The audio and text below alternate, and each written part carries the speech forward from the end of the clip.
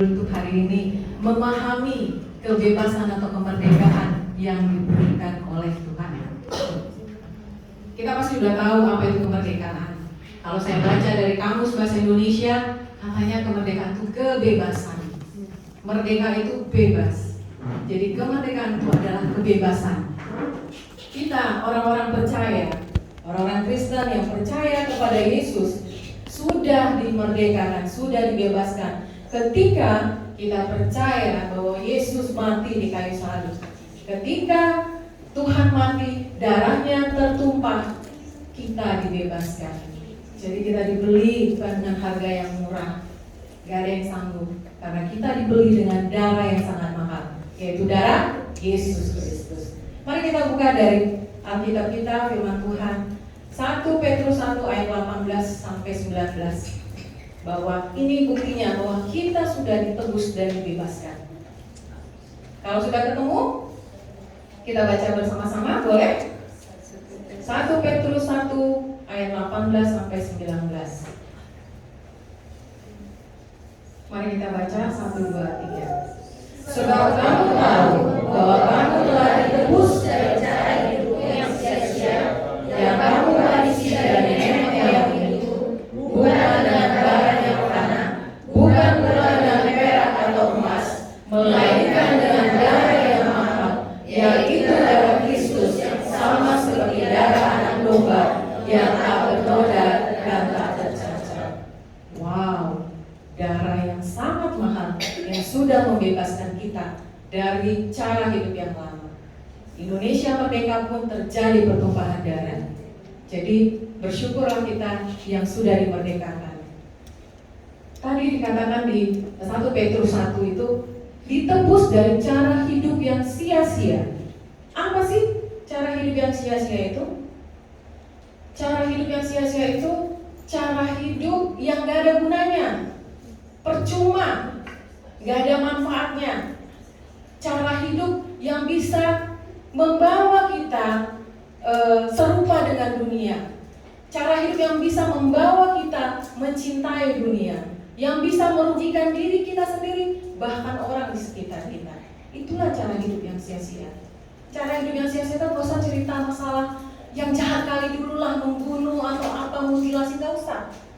Contohnya itu ketika mulai cinta uang, sibuk mengejar uang dengan segala cara, menghalalkan banyak cara, mungkin korupsi, mungkin judi. Sekarang banyak ya judi online ya. Mungkin dengan sekarang medan yang sangat mengerikan, wisata kriminalnya begal. Itu mereka mencari apa? Uang. Karena mereka mulai cinta uang. Contoh lainnya free sex. Sekarang ya kita terbuka saja. Emang kenyataan sekarang Indonesia yang dulu masih sangat adat sekali ya, atau sangat menghormati.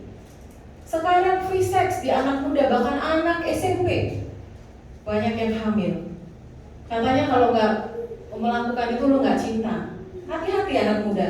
Bahkan orang tua, free sex bukan anak muda saja. Oke? Narkoba, LGBT, semua itu bukan cuma anak muda. LGBT juga mau orang tua. Itu ada. Kekerasan dalam rumah tangga, perselingkuhan.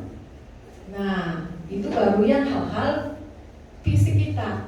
Tapi ada juga cara hidup yang enggak berguna, ataupun yang makin mau mencintai dunia. Apa?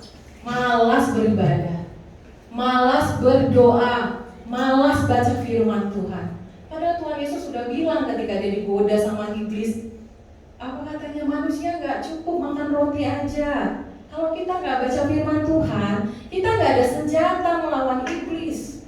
Karena iblis bekerja sering melalui pikiran, diobok-obok. Kalau kita gak ada ingat firman Tuhan satu ayat pun, bahaya. Ya, jadi cara hidup yang sia-sia itu termasuk malas beribadah. Nah, kita tadi cerita tentang kebebasan, kemerdekaan. Kenapa sih Allah membebaskan kita? Bahkan rela mengorbankan Yesus anaknya yang tunggal yang begitu dikasihinya. Segitu pentingnya kita di hadapan Tuhan. Segitu sayangnya cinta Tuhan sama kita. Yes, betul sekali. Allah itu sangat bucin sama kita. Pasti tahu lah, nggak tahu ya orang tua masih tahu nggak arti bucin? Bucin dia sama kita. Kalau Allah nggak bucin, nggak cinta kali sama kita, nggak mungkin dia kasih Yesus mati. Siapa orang tua rela anaknya mati untuk orang lain? No, nggak ada. Jangankan orang tua, saya punya kucing aja kalau dia mati, saya akan sedih sekali. Tapi karena Allah sangat mengasihi kita, sangat bucin sama kita, dia rela untuk membebaskan kita. Mau buktinya? Pasti semua ingat ayat ini, Yohanes 3 ayat 16. Benar? Karena begitu besar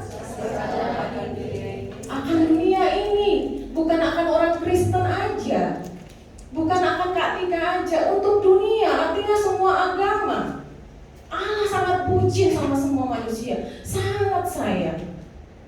Ya, ada nggak yang kita jumpai selama di dunia ini selama ini yang sebucin Allah kita? Bahkan yang punya pacar di sini, sebucin itu nggak dia sama kau? Atau bahkan suami istri, sesayang-sayangnya nggak mungkin dia sebucin Allah kita. Belum tentu dia rela mati. Tapi kita punya Allah yang mau membebaskan kita karena rasa cintanya juga dahsyat. Bersyukurlah kita. Amin, saudara-saudara. Amin. Jangan tegang sekali. Kita sudah merdeka. Ya, jadi Tuhan sangat sayang, sangat mengasihi kita, makanya Dia rela untuk membebaskan kita dengan mengorbankan Yesus. Kalau Allah membebaskan kita, pasti Dia punya tujuan. Betul kan? Pasti ada tujuannya. Boleh saya bacakan dari Keluaran 4 ayat 23a. Sebab itu aku berfirman kepadamu, biarkan anakku itu pergi supaya ia beribadah kepadamu.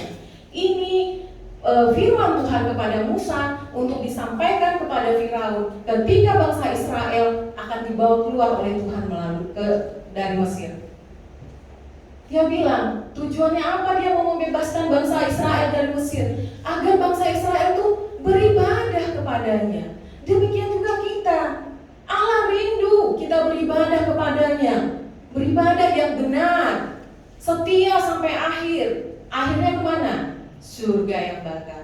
Kita udah dibebaskan, kita sebenarnya sekarang sudah masuk kakaknya Tuhan ya di kerajaan surga. Kita sudah warga kerajaan surga, terdaftar, tinggal ke depannya. Nah, jadi Tuhan punya tujuan bagi kita supaya kita kembali beribadah kepadanya. Seperti Dia membawa bangsa Israel kembali ke tanah Kanaan. Tujuannya apa? 400 tahun bangsa Israel diperbudak di Mesir, dan Allah rindu mereka keluar untuk bisa beribadah kepadanya. Juga kita, Allah ingin hubungan dengan manusia yang sempat putus dengan manusia. Kisah cinta Tuhan putus dengan kita ketika Hawa dan Adam jatuh dalam dosa. Jadi Dia ingin itu disatukan kembali, disambung lagi hubungan cinta kita dengan Tuhan supaya nyambung, karena Dia begitu mengasihi kita. Dia gak mau hubungannya dengan kita, dengan manusia putus. Jadi jangan sia-siakan cinta Tuhan, jangan sia-siakan kasih-Nya. Ingat selalu kebaikan-Nya. Ketika kita dibebaskan dari dosa-dosa kita, dari cara hidup kita yang lama, apa sih yang terjadi? Yang terjadi kita sendiri yang memutuskan mau apa selanjutnya. Ketika Allah sudah membebaskan kita, Allah memberi kebebasan. Seperti apa? Ketika di Taman Eden, Allah juga memberi kebebasan kepada Adam dan Hawa. Dia sudah bilang semua pohon ini boleh makan, pasti itu enak-enak buahnya. Tapi ada satu pohon pengetahuan tentang yang baik dan jahat, jangan makan katanya. Tapi Allah nggak bilang langsung. Kalau memang Allah nggak memberi kebebasan, pasti kita nggak jatuh dong ke dalam dosa, karena pasti itu nggak ditaruh di situ. Tapi karena Dia mau manusia itu bebas memilih, mau ikut Dia, mau ikut taat sama Allah, mau ikut kehendak sendiri, Allah kasih itu semua. Ya, itu dari Kejadian 2 ayat 16 sampai 17. Jadi Allah kasih kebebasan. Anda mau ikut Tuhan, Anda mau ikut kehendak sendiri, Tuhan tidak pernah memaksa, sekalipun Dia sudah membebaskanmu.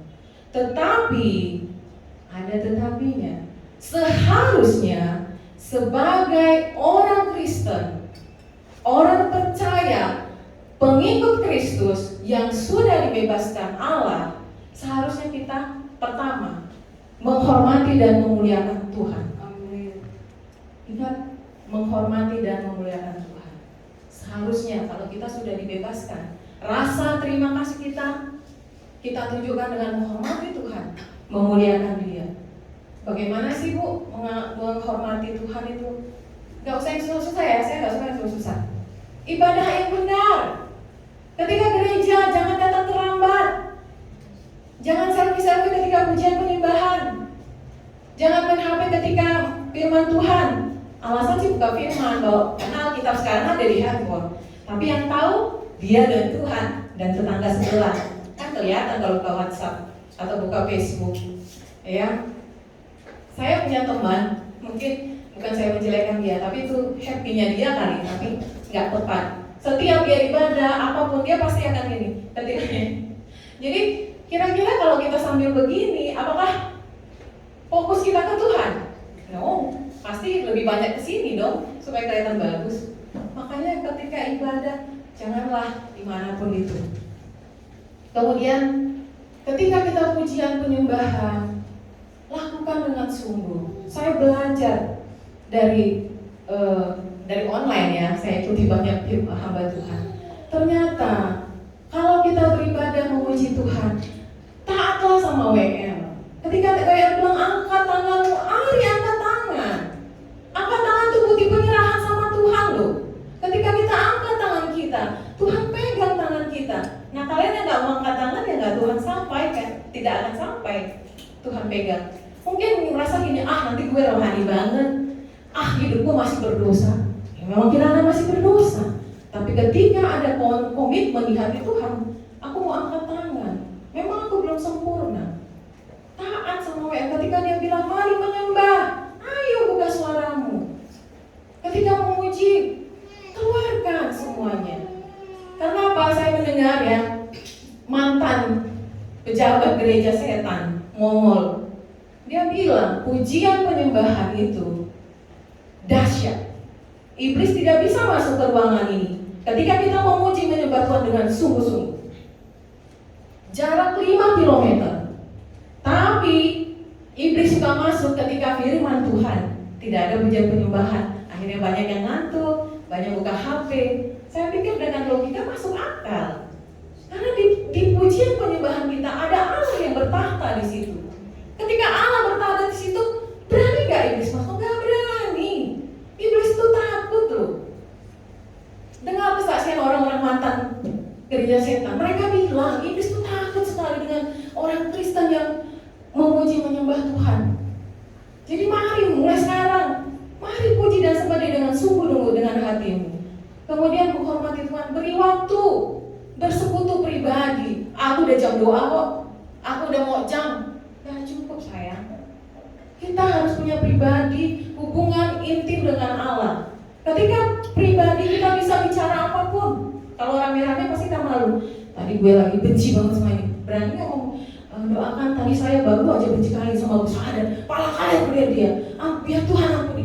Pasti kita malu lah. Tapi ketika sama Tuhan, tadi aku udah berdosa. Kita bisa sampaikan apapun. Oke, dan yang terakhir menghormati memuliakan Tuhan. Hargai sesama manusia. Karena apa? Manusia atau kita diciptakan segambar dengan Allah. Jadi ketika kita menghargai sesama kita menghargai Allah. Yang kedua, yang seharusnya orang Kristen lakukan. Kedua, sungguh-sungguh bertobat. Jangan bertobat istilah yang pernah saya tomat gitu ya. Tobat umat ketika susah tobat, ya Allah ini aku butuh ini, aku mau bertobat. Ketika sudah senang lupa lagi. Karena apa? Tuhan bilang di Galatia 5 ayat 1, berdiri teguh, jangan lagi mau dikenakan hukum perhambaan. Jadi jangan tobatnya itu kumat ketika butuh aja, ya tobat sebenarnya. Ketika terdesak, kemudian mau minta Tuhan, ubah Tuhan hidupku, perbaharui Tuhan hidupku setiap hari. Setiap hari kita berdosa. Tapi ketika kita mau diproses Tuhan, mau diubah, kita akan bisa bertobat dengan sungguh-sungguh. Yang ketiga, dari sungguh-sungguh bertobat itu berani tampil beda dengan dunia, menolak apa kata dunia. Karena firman Tuhan bilang, berteman dengan dunia berarti menjadi musuh Allah. Jadi sungguh-sungguh bertobat, enggak lah, gue mau ngeresim, enggak apa-apa lah, kasih dikit. No, berani berkata tidak.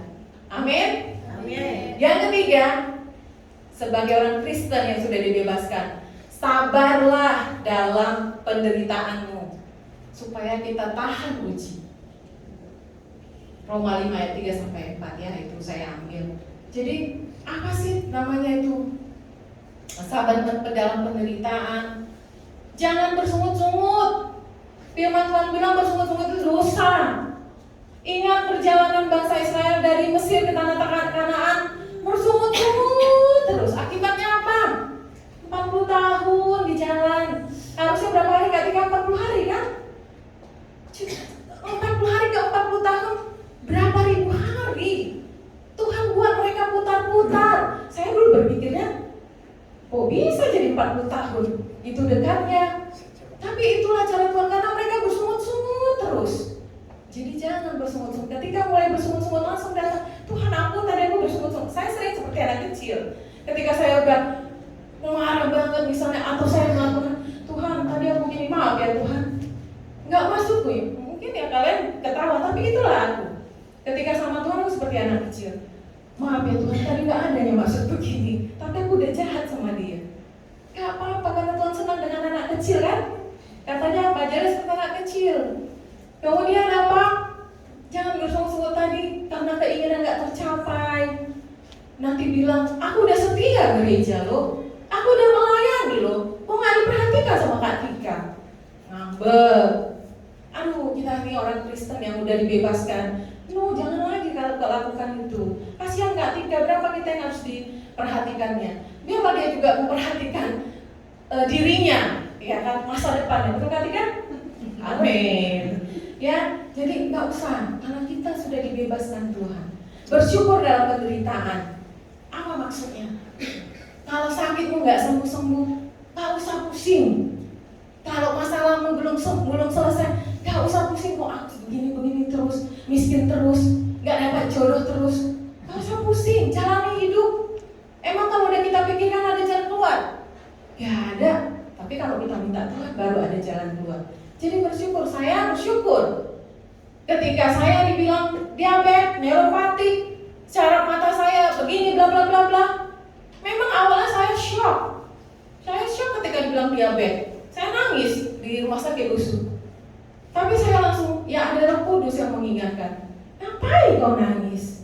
Nggak akan mati kok karena bahasa Medan nih ya. Aku ya, dia dalam hati saya nggak akan mati. Nggak akan mati aku karena diabetes. Akhirnya aku bisa happy lagi, kirim fotonya sama suami, ini loh Pak, gula gue tinggi banget gitu. Tapi hari demi hari bisa aku melewati, dan aku tahu ada maksud Tuhan dari situ semua. Akhirnya aku lebih dekat sama Tuhan. Iya, kenapa? Sia-sia nanti hidupku. Ya udahlah, aku lebih mengenal Tuhan. Ya, jadi ada, mau apapun yang dialami, percaya di ujungnya itu pasti manis.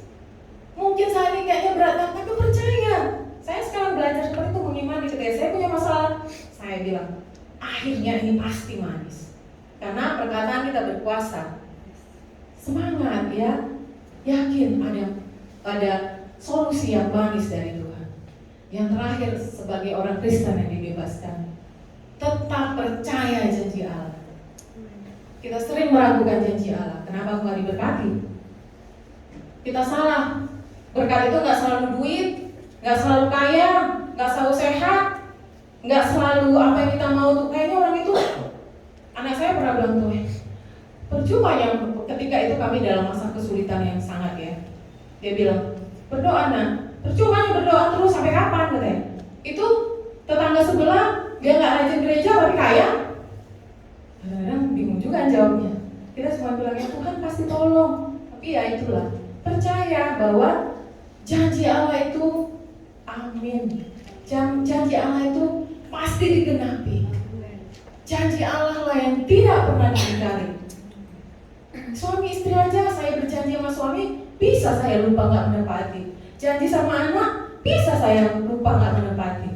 Tapi Allah janjinya sempurna.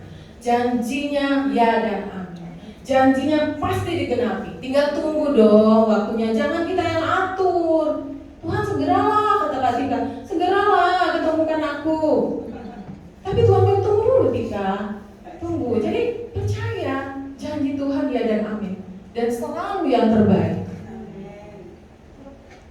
Saya bacakan ya Ulangan 31 ayat 8 supaya kita semakin kuat bahwa Allah itu salah satu janjinya tidak pernah meninggalkan, tidak pernah membiarkan. Ulangan 31 ayat 8. Sebab Tuhan Dia sendiri akan berjalan di depanmu, Dia sendiri akan menyertai engkau. Dia tidak akan membiarkan engkau dan tidak akan meninggalkan engkau. Janganlah takut dan jangan patah hati. Ingat, pegang janji ini ketika kau mengalami masalah, ketika merasa terjatuh dalam titik yang terendah. Ingat, Tuhan gak pernah meninggalkan. Dan saya mengalami itu. Ada beberapa tahun waktu lalu kami sangat berat. Sepertinya semua pintu tertutup. Sepertinya itulah titik nol kami. Tapi saya mengalami sepanjang itu Tuhan memang tidak pernah meninggalkan kami. Jadi jangan terus mendele, jangan terus bersungut-sungut. Dan kedua, janji Allah itu memberkati orang yang dikasihinya. Orang yang dikasihinya. Jadi jadilah orang yang dikasihinya. Ayatnya Mazmur 127 ayat 2. Saya bacakan. Sia-sialah kamu bangun pagi-pagi dan duduk-duduk sampai jauh malam dan makan roti yang diperoleh dengan susah payah. Sebab Ia memberikannya kepada yang dicintainya pada waktu tidur. Enak banget ya. Udah dikasih sama Rini saya nih, waktu tidur lagi. Jadi nggak usah pas, jangan berpikir berkat datang ketika kita kerja keras. Ternyata firman Tuhan bilang beda. Berkatnya itu dikasihnya ketika kita tidur. Jadi yang selama ini sibuk cari uang sampai lembur-lembur tengah malam, baiknya apa kata Tuhan? Tidur aja jam 9 malam, bangun jam 4 pagi berdoa sama Tuhan. Kenapa? Waktu kau tidur, Tuhan memberkati. Luar biasa. Enak ya, tidur, jangan lupa, jadi jangan begadang ya. Apalagi anak muda sampai pagi ya. Amin. Amin. Ya, itulah jadi kesimpulannya. Allah memberi kebebasan karena Dia mengasihimu. Yang kedua, karena Allah mau kita kembali beribadah kepadanya, mempunyai hubungan pribadi yang intim dengannya. Yang ketiga, Allah memberi kebebasan, kemerdekaan bagimu. Tapi Dia izinkan kalian atau kita memilih melakukan firman-Nya atau kehendak sendiri. Yang terakhir, sebagai orang Kristen yang sudah diberi kebebasan oleh Allah dalam Kristus, seharusnya kita yang pertama menghormati dan memuliakan Tuhan. Kedua, sungguh-sungguhlah bertobat. Yang ketiga, sabar dalam penderitaan dan supaya kita tahan uji. Yang keempat, tetap percaya janji Tuhan atas hidupmu. Saya percaya ketika kita melakukan ini, ketika orang Kristen melakukan ini, apa yang terjadi dampaknya? Saya percaya orang lain bisa melihat gambar Allah itu dalam dirinya. Karena kita serupa dengan Allah loh. Kita diciptakan seperti gambarnya. Jadi orang kan bilang, ada gambar Allah, artinya apa? Ada terpancar gambar Allah. Kasih Allah terpancar di hidupnya. Dan itu bisa menjadi kesaksian. Dan itu juga menggenapi amanat agung. Karena perintah Tuhan apa? Jadikan murid semua, ya kan? Supaya kita menjadi saksi Kristus sampai ke ujung dunia. Ini perintah Yesus untuk kita. Melalui itu tadi, kita pun bisa mengabarkan Injil itu kepada orang lain. Amin? Amin. Oke, sebagai penutup, coba ya. Saya cerita sedikit, cerita singkat. Beberapa waktu lalu, beberapa hari yang lalu, sehari sebelum kemerdekaan, saya baru sedang jalan kaki di komplek, pulang dari rumah sakit Tamrin, biasa kontrol sekali sebulannya. Terus ketika saya melewati rumah tetangga, satu rumah tetangga, di situ lagi ada dua ibu-ibu lagi bungkus-bungkus kado buat besok. karena di tempat kami ada perlombaan. Mereka lagi di teras, terus yang ibu yang satu bilang gini, ya kita biasa kalau lewat hai gitu ya. Jadi, hai kak, kok jalan? Katanya. Belum lagi saya jawab, ibu yang kedua bilang gini, nggak apa-apa lah, sekali-sekali, biar olahraga dia, karena biasanya dia selalu diantar kekasihnya kemana-mana. Wow, saya kaget dengar itu, sampai di rumah, saya kaget benar, karena selama ini dia diantar kekasihnya kemana-mana. Wih, suami saya nih, ya kan Pak? Nah, karena saya tahu ibu yang kedua ini tadi, sepanjang 16 tahun saya tinggal di komplek itu, saya belum pernah lihat dia berjalan atau pergi berdua sama suaminya. Jangankan berdua, sekeluarga pergi ke gereja pun saya belum pernah lihat mereka satu mobil. Masing-masing bawa mobil sendiri, sampai suaminya meninggal. Jadi saya merenung ungkapan teman-teman saya tadi itu. Karena sebelumnya juga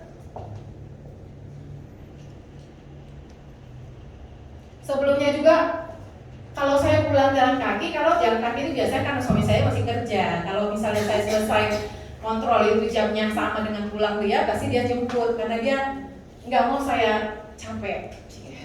Terima kasih saya. Jadi tetangga saya pun sering kalau lihat saya, kak kok sendiri, nggak sama abang. Nah, saya ketika itu merenung, ungkapan itu menjadi kebahagiaan dan syukur bagi saya. Karena saya merasa minimal sedikit sisi hidup kami sebagai suami istri sudah menjadi kesaksian bagi tetangga saya. Karena di sana banyak masing-masing. Mungkin karena punya mobil sendiri. Ya kami juga punya motor sih berdua, tapi kan lebih sering pergi berdua. Tapi artinya di situ, aduh puji Tuhan, minimal orang lihat hubungan suami istri mereka yang ya kami belum setia kali lah sama Tuhan ya. Maksudnya yang belajar terus untuk setia sama Tuhan. Ih begini ya, mesra ya, romantis ya. Dan itu membahagiakan saya karena doa saya, Tuhan biarlah keluarga kami boleh menjadi kesaksian bagi sekitar kami. Puji Tuhan, kita akan mengakhiri firman Tuhan. Kita nyanyikan bahwa kita punya Allah yang besar. Aku punya Tuhan yang besar, yang telah berjanji dan sanggup menggenapi.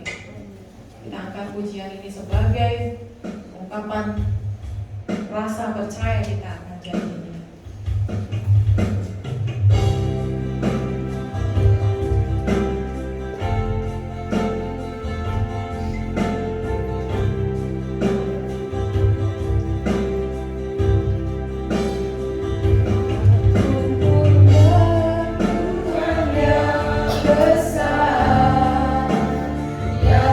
Berjanji dan sanggup menggenapi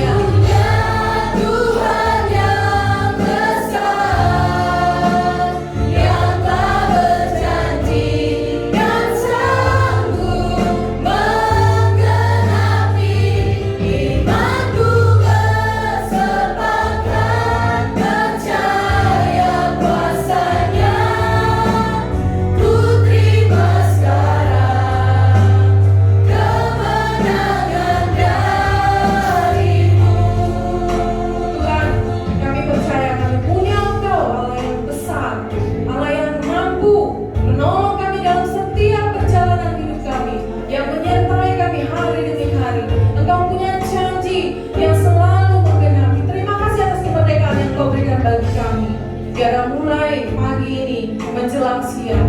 Kami boleh berkomitmen bahwa kami akan menghormati Engkau. Kami akan sungguh-sungguh bertobat dari cara hidup kami yang sia-sia. Kami mau sabar dan kuat melalui penderitaan masalah apapun. Dan kami tetap memegang janji-Mu ya Tuhan, yang tak pernah meninggalkan kami, tak pernah membiarkan kami sekalipun. Terima kasih Allah yang dahsyat. Terima kasih biarlah Roh Kudus yang memberi pemahaman, pengertian kepada kami apa maksud Tuhan melalui firman yang kami dengar, termasuk kepada hamba yang menyampaikan. Terima kasih Allah yang baik. Terima kasih Yesus. Haleluya. Amin.